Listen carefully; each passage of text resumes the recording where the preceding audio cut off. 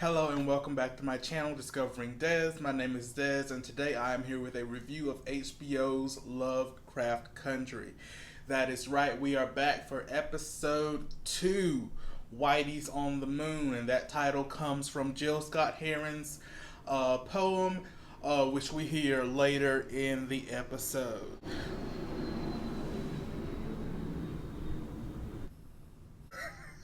What's going on out there?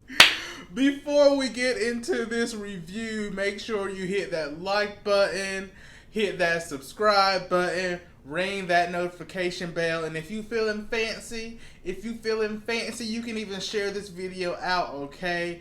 I know Lovecraft Country is a new series, so people have been buzzing about it. So make sure you put some people on to my reviews if you like it, you know?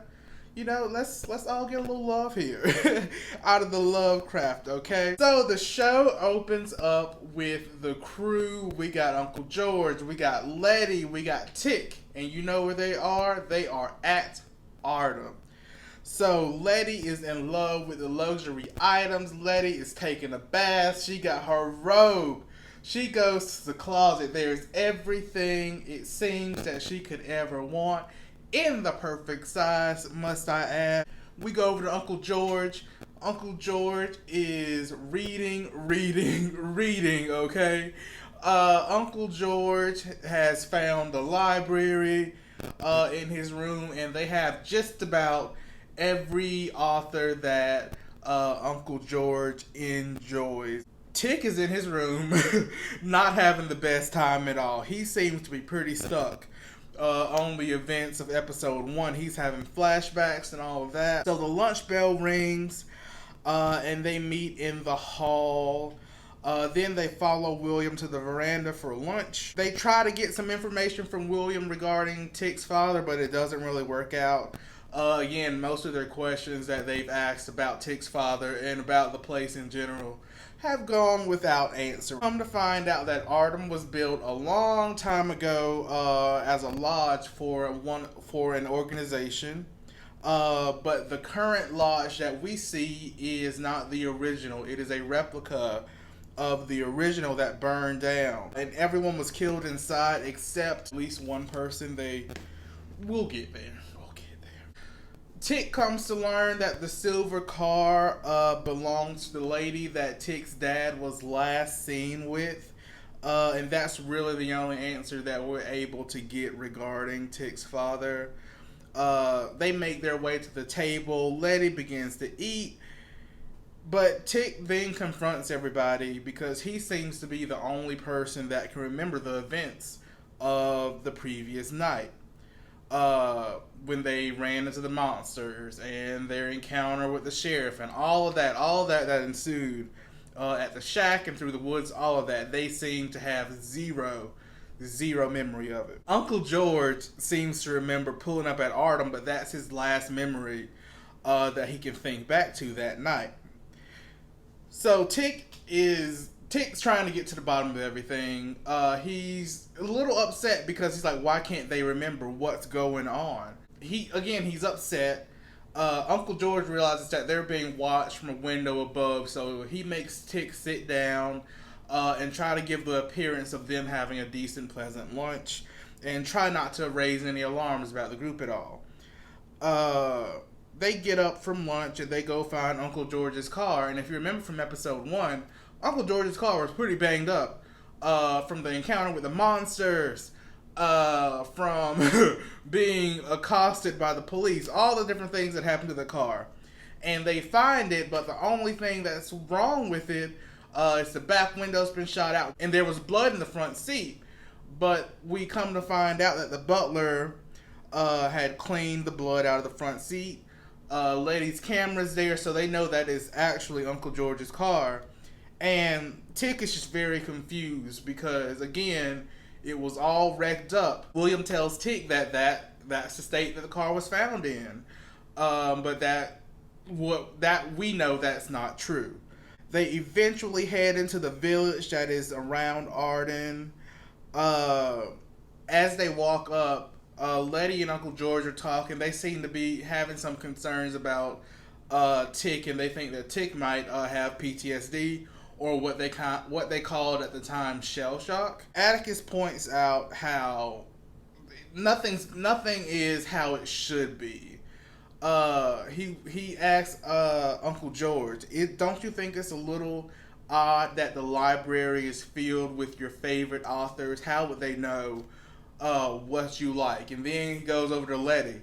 All these clothes that you're so in love with, and they're in the perfect size, they fit like a glove. Is that not a little weird to you? You don't see how that's well, it's not impossible, but it's highly unlikely that they just have these things ready for you on a whim, and there's no type of insidious motive to those things. One thing that I want to note that I feel like a lot of people might miss, if you look at the background of that scene, you will see some kids playing.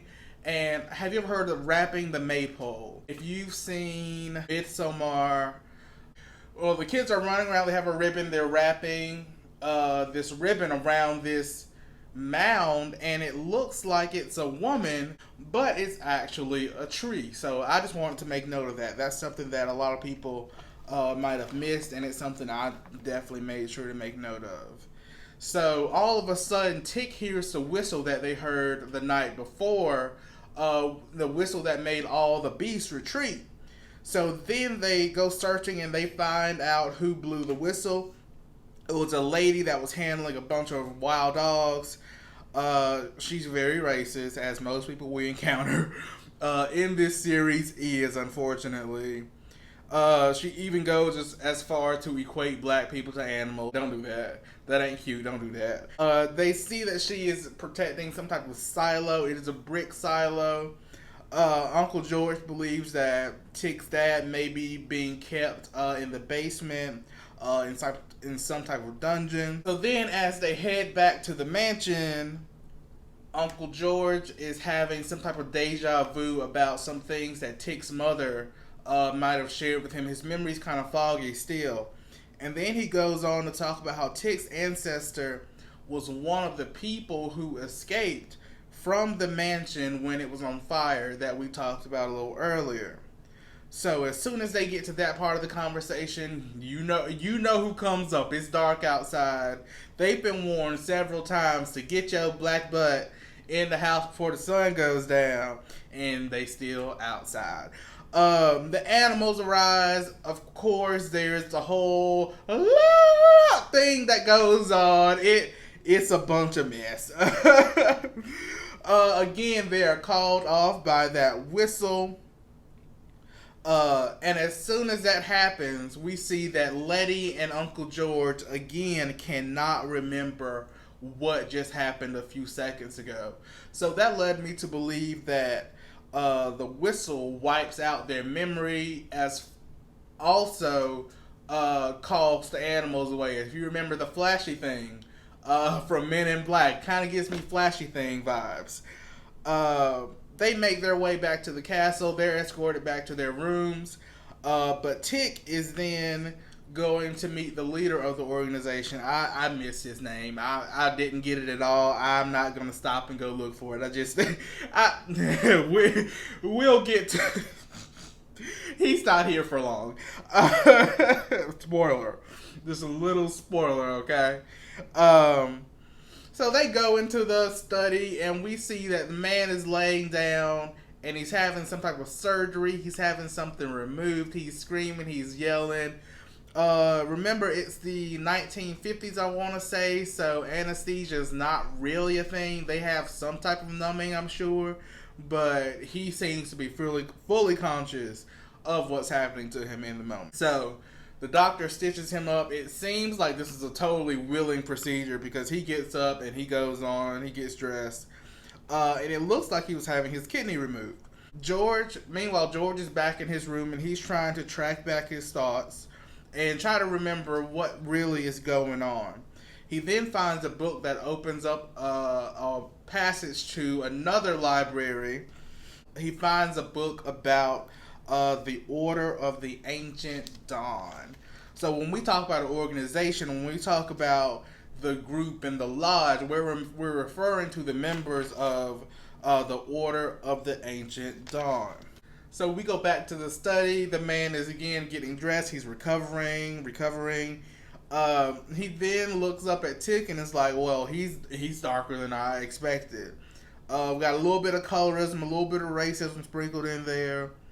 Then the man, Christina, which is his daughter, they begin to discuss the origins of Adam and the hierarchy of living things.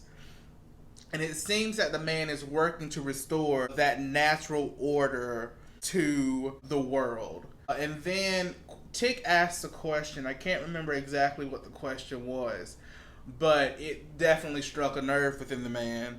He was like, I don't want to see him again until the ceremony at dawn. So Tick is then escorted back to his room, and then he figures out what's really going on.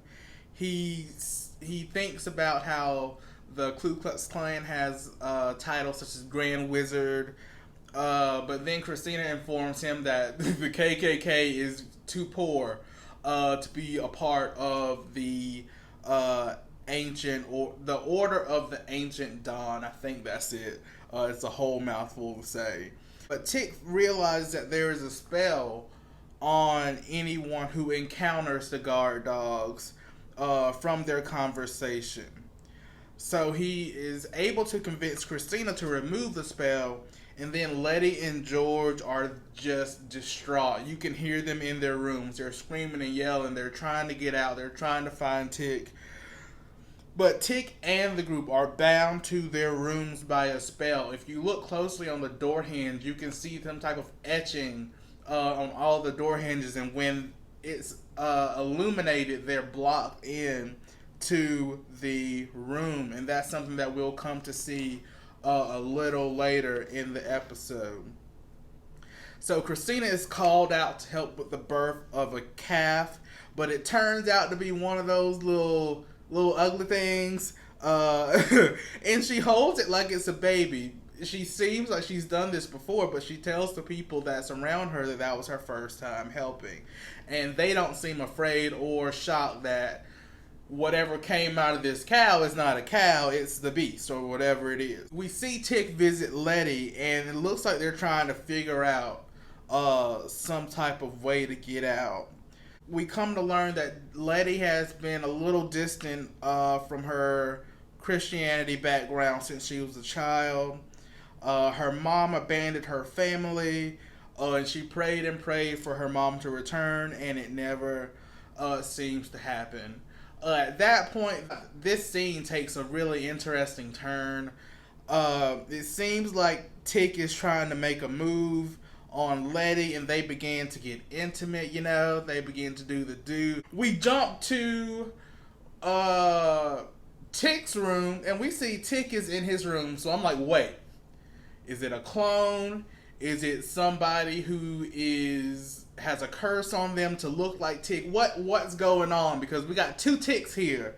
We got one Tick with Letty, and we got one Tick in the room, and he's knocking on the door trying to tell Uncle George that they're wizards, and he's using Morse code to do that. And then all of a sudden, this soldier attacks Tick in his room. She's an Asian woman, which kind of makes us assume that it's something that happened in the war. George is approached by Dora. He knows Dora isn't real because I think Dora was one of his former lovers. But Dora died in the past, so he knows that she is not there in the moment. Tick is still in the intense fight with the soldier. We keep flipping back and forth between Tick, George, and Letty. Letty ends up stopping Tick and telling him that they should wait or whatever. But then, child, Tick unzips his pants, and it's a snake. It's a snake. And I'm not talking about it's a snake. It's an actual snake. And it reaches out to bite at Letty. And she screams and does all the things. They are being watched through portals that are created by said wizards. It's like they're being used for the entertainment of the group. And when all of those scenes end, the dinner bell rings, and it seems that they're all traumatized in their own individual way. It seems like they're trying to make them crazy. William then tells Jim that dinner is a black tie affair and that Letty is not invited because the group is men only. So George and Tick, they get dressed in their formal wear. They enter the dining hall for dinner. They receive the worst stares. Like I said before in episode 1, you know when a racist is looking at you, and you know when they're calling you the N-word with a hard ER in their head. One thing that stuck out to me was that William said, just because they don't want you here, it doesn't mean you don't belong here. And that was a very, very strong quote that resonated with Tick, obviously, in the moment, but even something that resonated with me as well. Lo and behold, the group is then served the kidney that was removed from the guy earlier as a part of the ceremony. He's serving them a piece of himself. You think back to Christianity, think of the body, which is bread, and the blood of Jesus, which goes back to communion and all of that fun stuff. So George begins to read the whole room. George gets up and shares that he is a Freemason, and discusses how the Prince Hall Freemasons came to, because they wouldn't allow Prince Hall to join the local Freemason group because it did not allow black men. We think back to the book that he found in the expanded library earlier. He read that and realized that the Ancient Order of the Dawn is also a whites-only organization. But if you are a direct descendant of Titus, the founder, you are not only an automatic member, you are declared a son of sons, which is like a level above just a regular member. At that point, Tick is feeling himself. He's feeling his kiki. He stands up and says, hey, each one of y'all, I'm going to need y'all to get up and get out. Eat your little liver, your kidney or whatever, take your bite, and go. So he orders the leader to return his father to him. And again, he is pretty much paid dust, okay? They go in the silo, and then they find his father's watch on the ground, and they are found by the dog lady, but Letty comes and clears out the room, okay? I can't remember what she knocked her out with, but Letty comes through and knocks her out. George then finds a loose stone in the wall. The loose stone opens up to a tunnel. Then the scene cuts to outside. We see some hands. We see some hands emerging. We see some hands. We see some hands. We see some hands emerging from the ground, and it comes to be Tick's father. He's handcuffed. He's dirty. He's muddy. It looks like he crawled through the tunnel that they found. And then we see the group outside, and they confront the father, try to rescue him.